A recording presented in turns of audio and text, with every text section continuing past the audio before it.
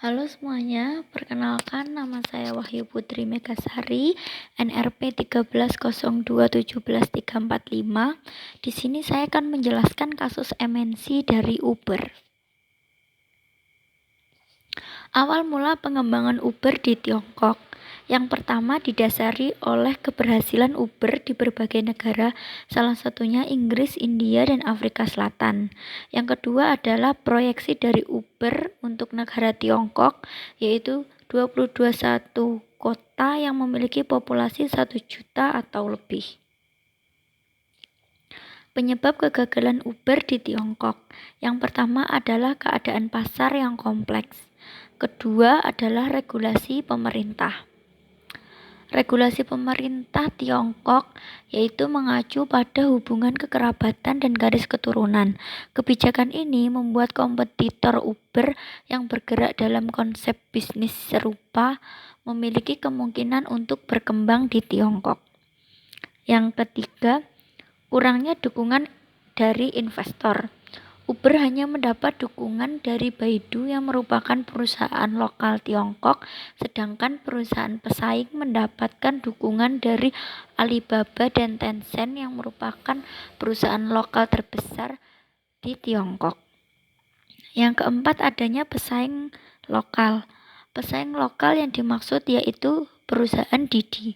Didi merupakan bisnis ride sharing asli Tiongkok yang memiliki sistem kerja serupa dengan Uber. Didi mendapat support dari dua perusahaan besar di Tiongkok dan pemerintah Tiongkok. Didi merupakan perusahaan MNC lokal asli Tiongkok yang menguasai hampir 90% market share pasar Tiongkok. Di sini ada Didi versus Uber. Dari gambar di bawah kita dapat melihat bahwa total number of ride 2017 antara Didi dan Uber yaitu lebih tinggi Didi. Untuk ride per day-nya juga lebih tinggi Didi, driver juga lebih tinggi Didi, namun untuk number of seat coverage, funding, dan valuation lebih tinggi Uber World. Keterkaitan kasus MNC dengan teori KKI.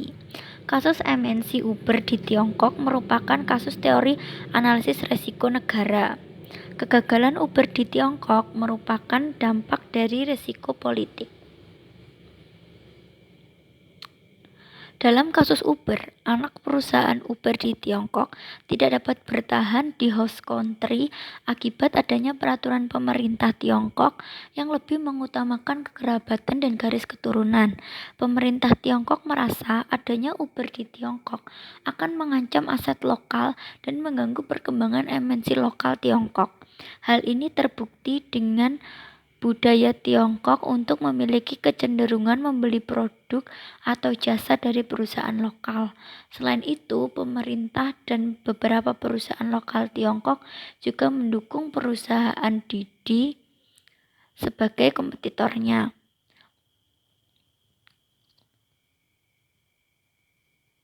Pemihakan pemerintah dan beberapa perusahaan tersebut akhirnya membuat Uber mengalami kendala untuk bisa survive di Tiongkok. Tanggapan mengenai kasus. Dari jurnal ini, penulis memberi tanggapan bahwa Uber mengalami kegagalan karena kebijakan Uber di Tiongkok berasal dari Didi, sehingga meskipun tidak sepenuhnya menghilang di Tiongkok, Uber tidak dapat memberikan suara untuk mengatur bisnisnya di Tiongkok. Sedangkan menurut pendapat saya, kegagalan Uber untuk melakukan pengembangan bisnis di Tiongkok terjadi karena pihak Uber kurang mempertimbangkan faktor politik di Tiongkok. Seharusnya perusahaan mengetahui bahwa kebijakan pemerintah Tiongkok lebih mengutamakan keluarga dan garis keturunan, di mana itu menggambarkan bahwa akan sulit bagi Tiongkok untuk menerima adanya perusahaan asing di luar Tiongkok. Mungkin pihak Uber hanya mempertimbangkan peluang bisnis dari jumlah penduduk dan perkembangan IT di Tiongkok. Selanjutnya yaitu rekomendasi untuk kasus. Yang pertama, kebijakan yang dibuat Uber. Uber menerima untuk diakuisisi oleh pihak Didi dengan persentase Uber 20% dan Didi 60%. Hal ini dilakukan Uber agar perusahaan ini bisa tetap survive di Tiongkok. Sedangkan rekomendasi dari saya, bagi saya keputusan ini menjadi tepat untuk menerima akuisisi dari Didi apabila perusahaan Uber yakin bahwa suatu saat nanti Tiongkok bisa menerima perusahaan asing berkembang di Tiongkok dan Uber bisa mengambil kembali saham yang dimiliki oleh Didi. Selain itu, Uber juga bisa meminta bantuan kepada home country di Amerika untuk meminjamkan dana guna melakukan promosi.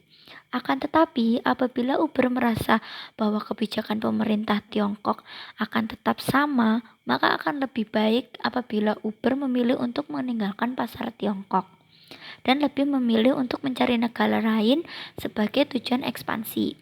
Hal ini dipilih karena dengan persentase 20% dan kebijakan penuh berada di bawah Didi, maka masyarakat akan tidak mengenal Uber dan keuntungan yang diterima juga sangat kecil. Hal ini akan terjadi sama seperti Uber yang ada di Indonesia yang diakuisisi oleh Grab. Dan sekarang masyarakat di Indonesia tidak lagi mengenal Uber. Sekian presentasi dari saya, semoga dapat membantu dan terima kasih.